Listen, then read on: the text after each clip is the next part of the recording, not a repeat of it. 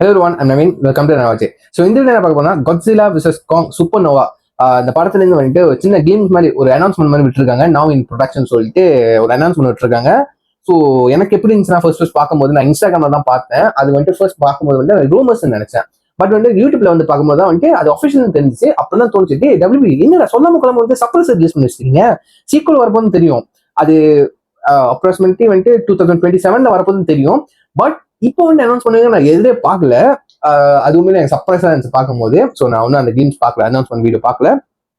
இப்போ பார்த்துருமா, பார்த்துட்டு பேசுவோம். So let's watch with count on 3, 2, 1 go. 43 seconds.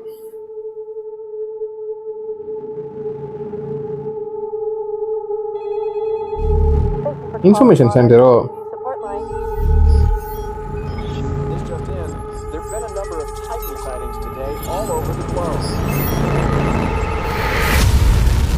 emergency alert to report a Titan sighting.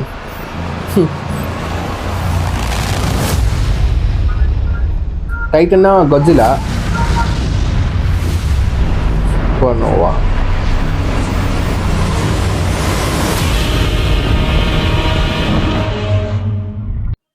நல்லா இருக்குங்க, நல்லா இருக்குங்க. அந்த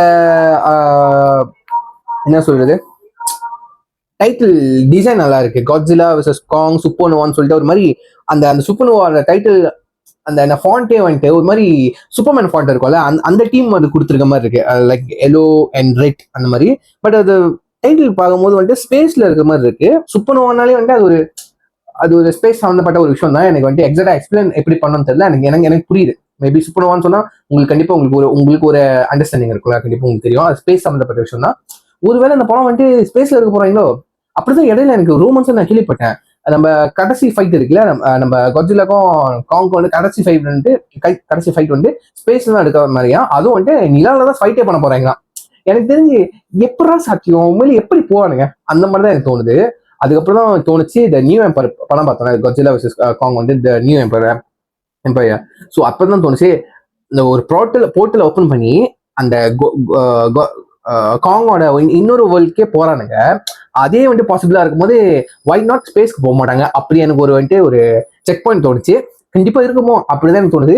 இந்த டைட்டில பார்த்ததுக்கு அப்புறம் எனக்கு உண்மையிலேயே ஒரு 50% வந்துட்டு நம்பிக்கை வந்திருக்கு.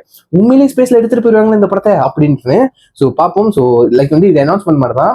இதுக்கு வந்து மறுபடியும் டைட்டன் வெளியே வந்துச்சுன்னு வெளியே வந்துருக்கு போல, அந்த மாதிரி தான் டீஸ் பண்ணாங்க. ஒரு அலர்ட் மாதிரி கொடுத்துருக்காங்க. ஸோ ஓகே, எனக்கு ரொம்ப சர்ப்ரைஸாகவும் இருக்கு. எனக்கு ஒரு என்ன சொல்றது, நான் செம்ம எக்ஸைட்டடா இருக்குங்க, நல்லா பிடிச்சிருக்கு. ஸோ எப்படி வரப்போது அந்த ஒரு மைண்ட்ல ஓடிக்கிட்டே இருக்கு. உண்மையிலே ஸ்பேஸ்ல சண்டை நடக்குமா, நிலால சண்டை நடக்குமா அப்படின்னு சொல்லிட்டு. ஸோ உங்க தாட்ஸ், உங்களோட அசம்ஷன் என்னன்னு மட்டும் கீழே கமெண்ட் பண்ணுங்க. நான் கீழே ஒரு லிங்க் கொடுக்குறேன். ஸோ பார்க்காதவங்க மறக்காம செக் பண்ணி பாருங்க, சரிங்களா? ஸோ இது சொல்லிட்டு எப்படி முடிச்சுக்கிறேன். See you next video. I'm going to take care. Bye.